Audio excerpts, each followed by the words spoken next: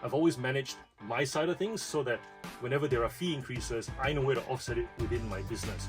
I don't like going about things like it's everyone else's fault, because that means that I've got no control, I've got no sense of agency. So if you have never thought of doing this before, if you learn what everybody learns, you will only do what everybody does, which is where the next item comes in. Hello, welcome back to the channel. If you're new here, my name is John. I'm a full-time eBay seller based in Melbourne, Australia. I'm also a dad and a husband, and I do this channel to show you what it's like reselling stuff online from your house. And I guess the kind of lifestyle it affords us, the kind of life we get to live as a result of this decision to run this business from our home. This is a what sold video where I go through the things that we've sold over the last couple of days, which in this case is Monday. So we're going to go through the weekend sales. I have something a little bit exciting. Well, it's exciting for me. And if you're a dad, you'll probably find it pretty exciting too. And we'll get to that sale shortly. So in terms of clothing, what we've done is we sold a Gorman pair of pants. These are ankle skinny pants. It's like a dusty kind of orange brown. This one, we sold it for $15 plus shipping. The shipping only cost us $6, so we pocketed a bit on the shipping as well. The thing to note about this is it's Gorman. It should sell for about 30 to 40, but because it had like iron marks on them and a couple of stains that I couldn't get off, listed it, stayed on all the floors. Wait and see. We listed it at, I think it was $19.95 and took a best offer from memory. Yeah, $19.95 and 25% off. So not too bad. Quite happy with that. Very much loving the extra small satchels where we get to ship it in these padded mailers that are a little bit cheaper than the small satchels that we're used to using. It's padded, so provides protection. People have mentioned that because it's not waterproof or watertight, they're a bit concerned. We ship all our clothing with packets anyway, so I suppose that's double protection. Haven't had any complaints yet. Been doing it for about 3 weeks now already. If you'd like to save some money on the shipping, or if you'd like to be able to take a best offer that's lower than what you normally would, and we're talking like, let's say if you sell something for 30 and you're kind of hoping to stop at that 25, maybe you go to 23. If saving on the shipping lets you go to that 20 round number that someone might offer you, where you go, oh, I want to counter the 23, but you know, what if I don't get the sale, or what if they don't counter back again? This is one way to kind of put your mind at ease, just to kind of take that few extra dollars off so that you can close the sale. The other thing to note with these is it only works, that mentality only works if you charge a flat rate. So for me, I charge flat rate shipping for small, because with the Band 5 discount and using Australia Post, that works in Australia. If you're in the US, Canada, or in the UK, I think where it's based on region or distance from where you are, then I suppose it may not work as well. Do the math to see that it actually works for you. But for me, I do flat rate shipping. I charge essentially retail shipping, and then I enjoy the discount. So which means if somebody buys, say, a shirt that has to go in a small satchel, I still get the discount on that shipping, and then I pocket that discount for myself. That's part of my way of how to cover the fees on eBay, which also then means that as a business person, and this is the important part, I don't go to Facebook pages for eBay sellers hearing people say things like eBay or eBay is greedy. It doesn't affect me because I've never felt that way. I've always managed my side of things so that whenever there are fee increases, I know where to offset it within my business. I don't like going about things like it's everyone else's fault, because that means that I've got no control, I've got no sense of agency. So if you have never thought of doing this before, if you've been charging calculated and you're trying to charge as low shipping as possible, first question, do you have to? If in your business you don't have to do it to be competitive, don't. If everybody else in your search results, and I'm talking not just sellers that you compete with, I'm talking when somebody searches for a particular item that you commonly sell, and you notice that they're all charging retail or higher than retail to cover their fees, do that. More money in your pocket. It's not going to affect your sales. It might, a little bit, but in reality, if you're doing what everybody else is doing, it shouldn't damage you. You might just lose a little bit of a competitive edge, which is up to you to test whether it's worth the while or not. Because if you're selling through really quickly, you also have to replenish really quickly. And if the dollars are, if you're starting to penny pinch to doing that as well, it's more work, and you're not feeling the reward. This is essentially it, and that's not a nice feeling to have. It's also not a, it's not nice to work when you're feeling off balance. Is really what I'm trying to get at. You want to feel planted, settled in the rinse and repeat that you've created in your business. So that's the first thing. The second thing is, if you are an everything seller, then it may seem weird to go, who is my competitor? Well, it'd be everybody because they sell everything. On eBay, you're competing with search. You're competing in search context. You're not competing with people. So, for example, those of you guys who happen to sell a Thomas Train here or there in your everything store, your Thomas Trains compete with my Thomas Trains in the search. You're not competing with me. So that means if you're going, how do I have a consistent pricing model for shipping, yada, yada, yada, if some items can sell, can free ship, some items can flat rate, some items can calculate it, that's very much because you've got a model that is not fixed either way. Whereas with me, with the niche store approach, with some of you guys have gone, why do you have a Hot Wheels store, a Thomas store, a action figure store, a clothing store? It's because it allows me to go, this shipping applies for the whole store. And the experience is consistent for the buyer. And if it's consistent for the buyer, it takes away friction, buyers will buy quickly, and then you build up to that dream six-figure store that you guys desire when you started this in the first place, to let you stay home, and then hopefully then you can scale up a little bit further to have some nicer things. Yeah, all that came from talking about pocketing the difference in shipping so that you don't feel the pinch. Next item. We have a Kala Zempati, it's like a waterfall blouse. It's made from silk. We sold it for $22 plus shipping. This item we've had in the store for a while. Very much a reflection of me as a earlier clothing seller, meaning I would buy the label without realizing that not everything within the label is sought after. Still happy to sell for $23. We only paid $3 for it. But yeah, when you're starting out, if you're just looking for label and you're not sure what within the label is worth selling, that's okay. It's very normal. I've been through that, and I go through that with every single category that I start in. For example, when I start, like I did Thomas Trains, then I went to Skylanders and stuff like that. I did like toy cars, action figures, now doing clothing. Every time I got into something new, the carryover effect is how to ship quickly, how to list well, how to how to price accurately. The thing that always seems to start from the very floor is product knowledge, because it's a new category. That's normal. So if you're hitting a new category and you're feeling a little bit slow and you're going like, I wish it was faster, could have been faster, just recognize that there was a time when you were that for the category that's doing really well for you right now as well. Yeah, normal. Same thing can be said for this pair of jeans. These are Volcom Volta jeans. We sold for $13 plus shipping. We paid $4 for this, so not much profit there, $5 maybe. This one we bought because there were a few that had sold around the $19 mark. But I think at the time, I was kind of like, should I pick it up, should I not? Because I wasn't sure whether I'd see good stock or not. And as you guys now know, I do have relationships with op shops now. I do come back home with 100 items every fortnight. But this was from a time where I didn't know how much stock there was, and I didn't know whether I'd see good stock regularly, whether if I go into this op shop, what to expect. A year on now, I know what to expect essentially from, I don't want to say every op shop. There are some that I still don't go to, I haven't gone to yet, but I definitely know what to expect from the ones that I frequent within my various routes. And that's just all part of that progression experience too. So if you're starting out and you're going, op shops are inefficient, and you watch a bunch of videos of people saying don't go thrifting because it's random and you're not going to get stock, your own experience, because it's geographical, it's unique to you, literally unique to you. Some guy in a different part of the world telling you that this is not a model that you should do has not been to your area. There could be things in your area that you sell, that you have access to, that you'll get regularly.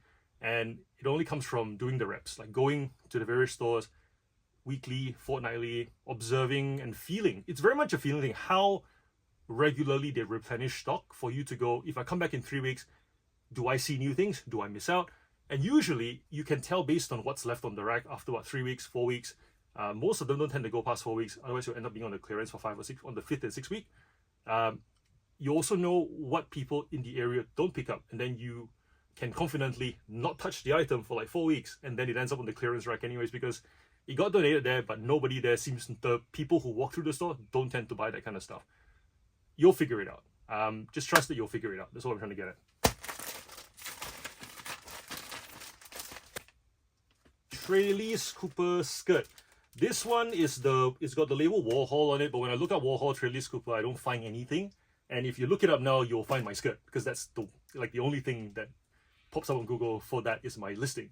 I didn't know how to price it. I know that they have really big, loud, flamboyant, is that the word?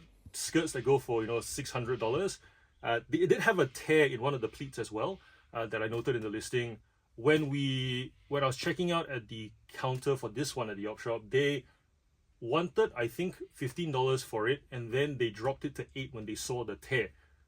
I didn't say anything. I didn't ask for the discount. They just went, ooh, yeah, we'll just do that for $8. So I priced it at $70, took a best offer of $52.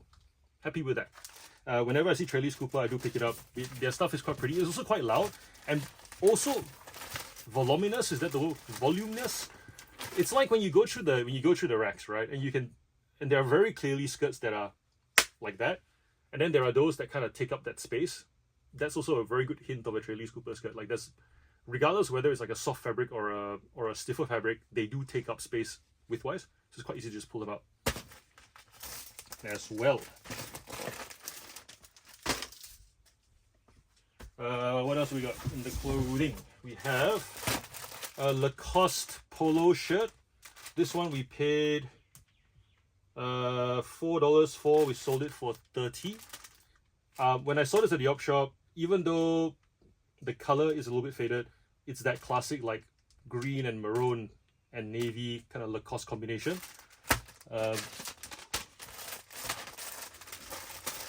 I thought, can't go wrong with this. Eventually I'll sell to somebody, because I didn't see this color combination very much in the brand. Usually it's full body green, full body blue, with a little bit of red, but not all three colors together in the same garment.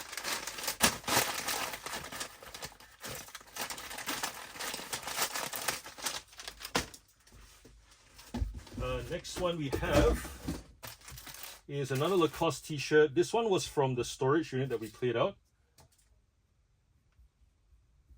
We paid, well, storage unit in total, this one was $22. I think the kids mucked around with the lights.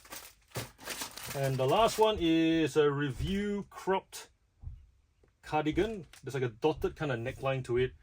Very pretty. This one we sold for $24 plus shipping. If you haven't subscribed to the channel, consider subscribing. I hope this video is evidence enough for you to subscribe. If you've learned a thing or two, click the subscribe button and the bell so that you know when the next one comes up. Also, consider becoming a channel member. You get videos early and also exclusive content in addition to that. It's $3.99 a month, and I appreciate your support. Those of you who do support the channel, and those of you who support the channel at the $10 tier as well a month, I appreciate you all. Thank you so much for making this channel what it is. In toys, we sold these two Pixar cars. This is Rambulance or Dr. Damage. This one is in relatively good condition, considering the fact that the corners don't have any marks on them. There's a couple of chips in the front. This one sold for $50, and this is Boost. It's a color changer, which means if you hold it, it should change color if my hands were not so cold. $20, so $70 in total. These usually go into a extra small special. Next one we've got Edward. This one is the take and play version. It's got the round magnets at the end. We've also sold a adventures version with the clips. They look almost identical, really. Body wise, you can tell that they've used the same casting for the top. It's just that they've changed the bottom to include this clip. Difference in price, magnet one goes for $12. The adventures one with the clips goes for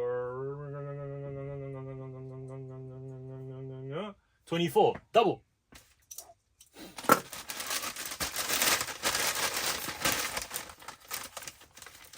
Next item we sold is an express coach. This one is in excellent condition. You can see the gloss from the bottom too. Express coaches, very hard to come by. They stopped making them, I think, 2002. If you can find them in this condition, even better. This one we sold for $55. Normally we can sell them as a pair for $100 very quickly within a week. If you want 150 to 200, mint condition, like not a single scuff. This one you've got, corner scuffs already, but it still has its gloss. So 55 is a reasonable expectation for this. This is a Monster Mutt, Dalmatian monster truck. This one we sold for $10 plus shipping. These ones retail for between 6 to 8. Once they run their course and they are no longer purchasable from like Kmart, Target, Toys R Us, they go up in value just because kids can't get them anymore, but they want to collect them. And there's all these different reasons to collect them as well. For example, you've got the dogs, all the different dog monster trucks. You've got the different, and then once the kids have all the dogs, they'll be like, oh, but I want the ones with this particular color of wheel. And parents end up paying the secondhand eBay price because of the tiny variations that the manufacturers built in. $10 plus shipping, and we've got another one here somewhere that's sold for more than that too.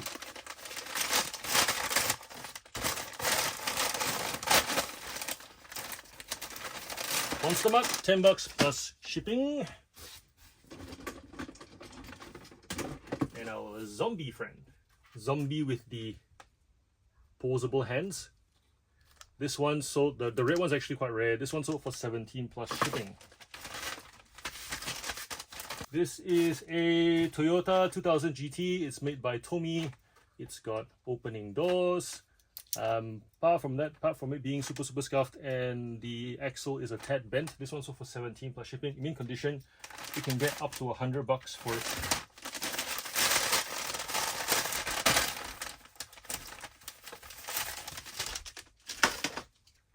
Suzuki Vitara 143 scale. Doesn't have any opening anythings, just a wheel that rotates on the back. Very cool, sticker still intact. Either you're a Vitara fan or you're not. I remember there was a period of time where people either wanted the Vitara or the RAV4 to go to the beach. That was a very Aussie thing. This one sold $15 plus shipping. We sold this Green Goblin figure for $45 plus shipping. It comes with the glider, comes with a bag. I did not have the pumpkins that he throws, but nevertheless, in this condition, if I had the pumpkins, we would have been getting closer to 60, 70, 50, 45 for shipping. Not bad. This is a Equestria Girls mini figurine. It's My Little Pony. The series where they are not ponies but they are girls, same characters. If you ever see them new in box, they go for a lot of money. There are some that are way more sought after than others. Applejack can go for about 100. We've sold that before. Rainbow Dash, this one, the sport version. This is because it's the first release. We sold this for 69 plus shipping to Sweden.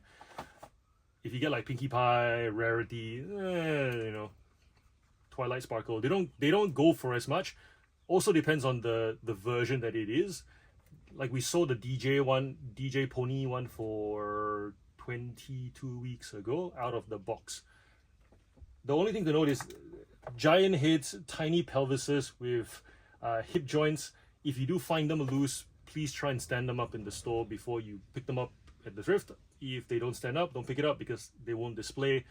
Also, tiny joints, big tops just means that they snap off easily as well. So just be mindful of that in storing. But yeah, new in packet, always pick them up. We paid, I think, $10 for this one, very much knowing that it will sell, and usually internationally. $69 plus shipping to Sweden. This is a retail arbitrage thing. It's a Batmobile hauler, looks like that. This you'll see at Kmart, Kohl's, you'll see it at Target, you'll see it at any essentially tiny toy section of a grocery store. They usually want $12 for this.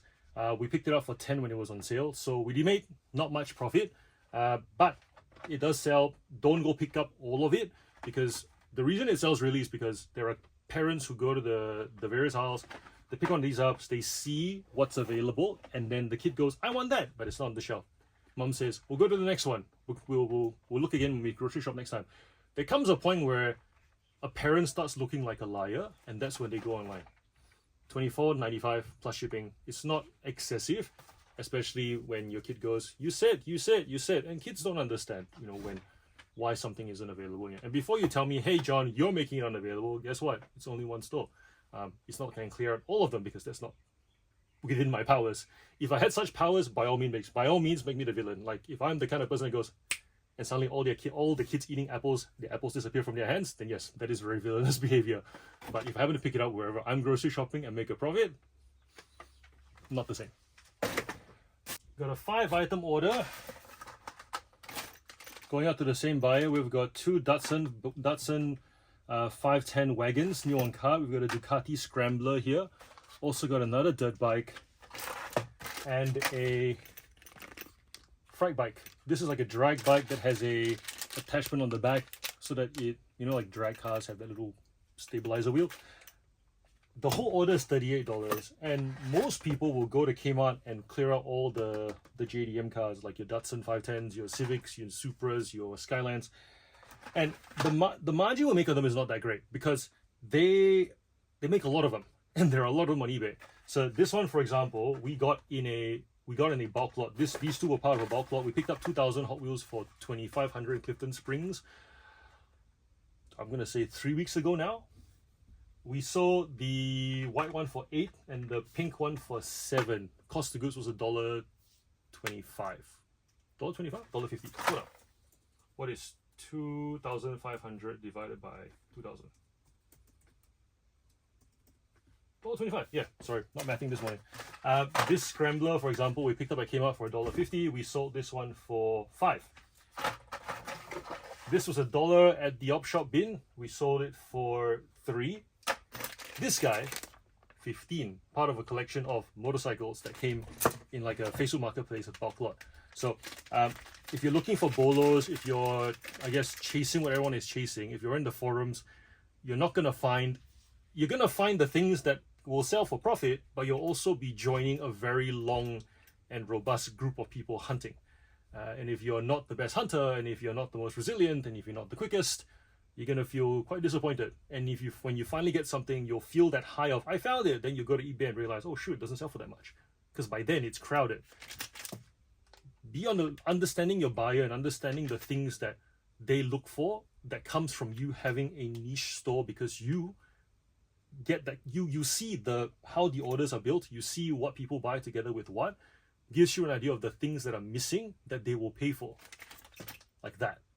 We've sold the bike alone before for 10, with the stabilizer frame 15. So product knowledge comes as you do more, but also if you learn what everybody learns, you will only do what everybody does, which is where the next item comes in. Ooh, should say this item as the item comes off of the box. This is a Speed Racer Mark 5. It says Meteora La Película, Mexican. This one we picked up in Marimbula thrifting. I did a video, I'll link it, where I talk about teaching my son how to make money through our business. So for example, we go thrifting together. He likes to buy things for himself. Whilst he's looking, I also then teach him to find things that I would like, so that when we're there are two sets of eyes roaming the store instead of one. Also, two heights of eyes, which makes a difference. Those of you guys have been to flea markets or op shops, you guys will know.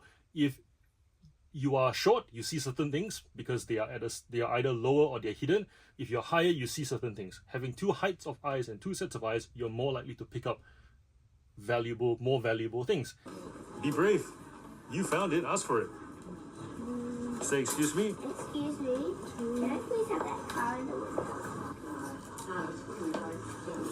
The 24 so far. Which one do you want to look at? That one? Yeah. My dad wants to buy it. Yep. Shall we take it?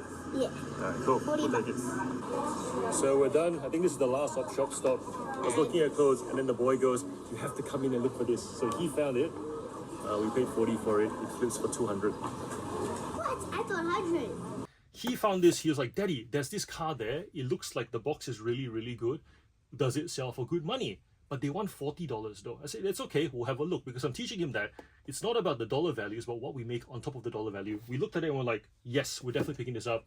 And I told him about how he can make a finder's fee. And he said to me, what do you mean? I go, if you find it, you get 5% of the final sale price, regardless of fees. Which means if we sell it for $300, you make $15. If we sell it for $3,000, you make $150. He goes, huh, okay. So we sold this for $250, therefore he makes $12, which I was really happy to hand to him. He gets a $5 allowance, $8 allowance every week, $5 of which he can spend, $3 has to go into savings for the next year. And we're trying to teach him that this is our first year doing it, where next year if he runs out of money but he has something worthwhile to purchase, he can then dip into that $3 that he set aside from this year next year. Obviously next year he then has another portion that he sets aside for the year after, and I was slowly teaching him to put aside money for charity, money for like when he's over 18, things like that. So he gets $12 of this. The thing that I wanted to talk about with this item is that when there are not many items listed on eBay because there are not many of them available to list, or people just don't list that many. For example, you might go to Terapeak for this item and you'll see that only 136 have sold in the last 3 years. But if you search for it on eBay, you only get like 6 listings. In Australia, one other listing. It's very tempting to go, well, there are some that are sold for 120, some that are sold for 130, and then suddenly it starts to climb to 150, 200. Do you go middle? Do you go top? Do you go bottom? What do you do? Because there's this temptation to, there's only so many listed anyways. If I list out, eventually mine could be next. This is going to the US, which means that the whole world had access to this because we do international shipping. We did $250, and if you go on Terapeak now, this is the highest sale price for this item, which goes to show somebody can, the next person who finds this item, go higher. I always say on the channel, to that point about niche knowledge, Terapeak is what everybody has sold, not what you have tried. I understand that when you go on the Terapeak, you see the range, pick the middle, top or bottom, and that will give you a rough idea of sell-through. But there's the part that nobody sees or appreciates, which is how many is available at any given time when the item did sell. A result is only a byproduct of supply and demand at the time and people willing to pay at the time. So therefore, if you're looking at sale prices that happened through COVID when there were lots of listings, it's a very different environment to outside of COVID where people can go and hunt for things in garage sales and flea markets again and are more willing to wait because they've got other options or where they find something. $250 plus shipping. Test. Don't be afraid to go high. Don't be dumb with your high, but don't be afraid to go high is what I'm trying to say. You get to set the market because somebody else did. You can either choose to play within that range or you can choose to extend that range. And if it's an item where it doesn't pain you to extend the range and wait a little bit longer, go for it. This didn't sit for that long either. It's only been, we've only had it for this, I think 3 months now. So we listed this back in May. It's July, not even 3 months. Time to pack it.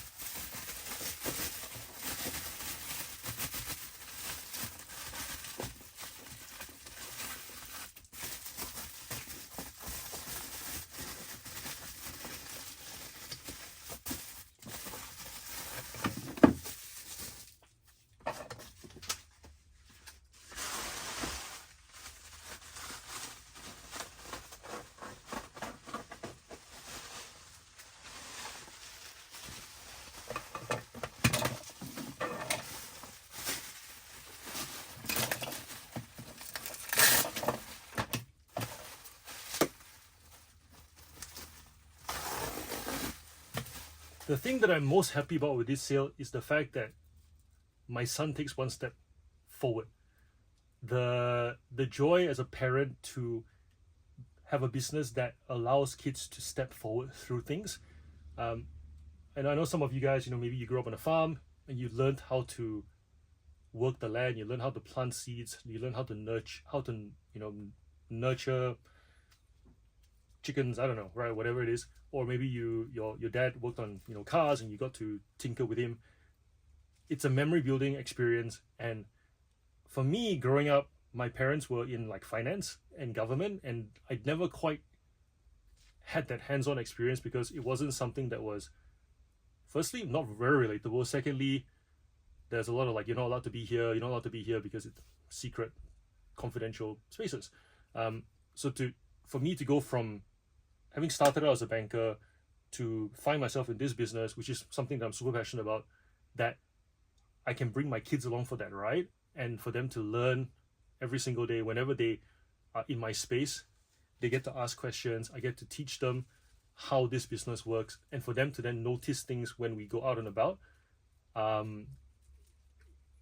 it's like super satisfying, and that's something that I really want this channel to be about. Like all these items that we sell, you know, they could be expensive items, they could be cheap items. I don't want you guys to fixate on that. I really want you guys to figure out the place of the exercise in your life, your circumstance, because if it doesn't fit and it causes tension, if it's something that pulls you apart from your kids or something that pulls you away from your partner, why? Like, what's the point? You know, it needs to be something that helps you guys build your family together. And oftentimes it's not about the money. You know, more money doesn't make problems go away all the time. There are people with lots of money that also have lots of pain.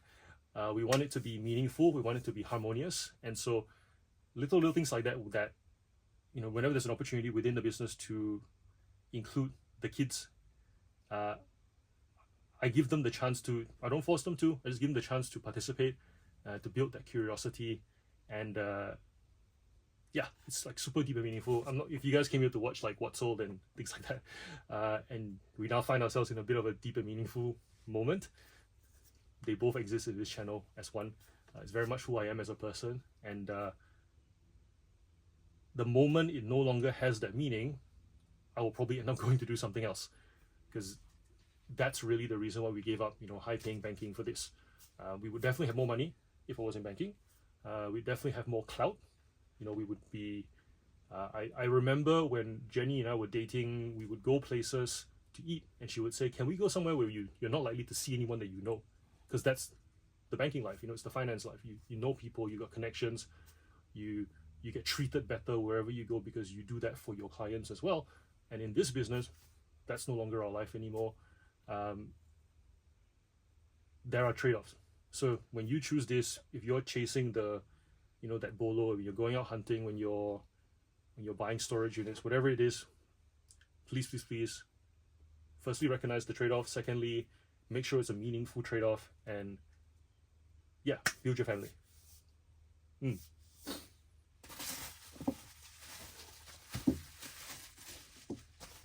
That's all the packing done. Thank you so much for being here. Thank you for subscribing to the channel. Thank you for supporting the channel. I hope that you learned something from this video today. If you did, leave a comment below. Let me know what stood out to you, what you're going to be working on. And if you have any questions for me as well, comment below and I'll address them in future videos. Peace.